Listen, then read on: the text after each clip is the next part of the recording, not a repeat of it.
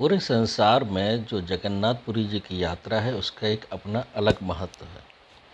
और ये ऐसा पहला मंदिर है जिसमें भाई और बहन ये अपनी यात्रा में जाते हैं। भगवान श्री कृष्ण का विवाह रुक्मिणी जी यानी लक्ष्मी जी से हो चुका था।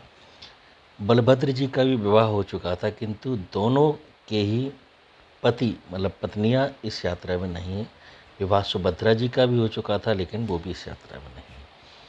तो प्रश्न ये उठता है कि द्वारकाधीश जो द्वारका में थे, महाभारत के युद्ध के बाद की घटना है। ना इसमें पत्नियां हैं, ना इसमें सुभद्रा जी के पति हैं। और सबसे बड़ी बात यह है कि ना मथुरा पास में है, ना वृंदावन पास में है। उड़ीसा आने की क्या ज़रूरत पड़ी, क्यों इतनी दूर तक चले आए?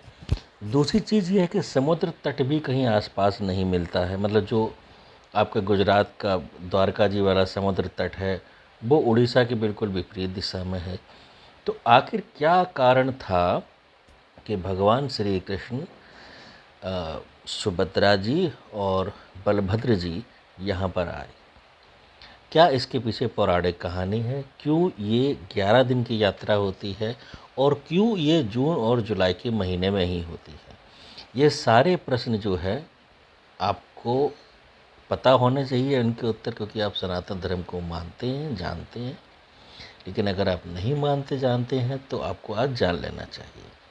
देखिए, सनातन धर्म में भी जो गुरुकुल आश्रम चलते थे उनका एक समय होता था और उस समय छुट्टियां होती थी। वो जून और जुलाई का महीना होता था, जो आज भी चल रहा है।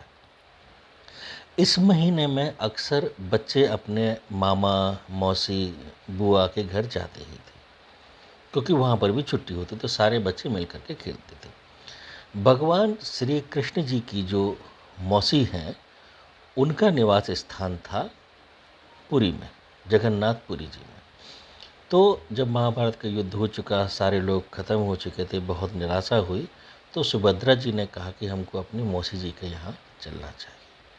तो भगवान श्री कृष्ण द्वारका से अपनी मौसी से मिलने के लिए यहाँ पर आए।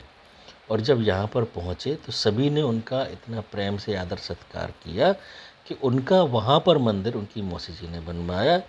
और वहाँ से फिर अपनी जब मौसी जी के यहाँ पर गए तो गुड़ीचा मंदिर जाने की यात्रा जो उनके निवास से थी वो बहुड़ा यात्रा कहलाती है।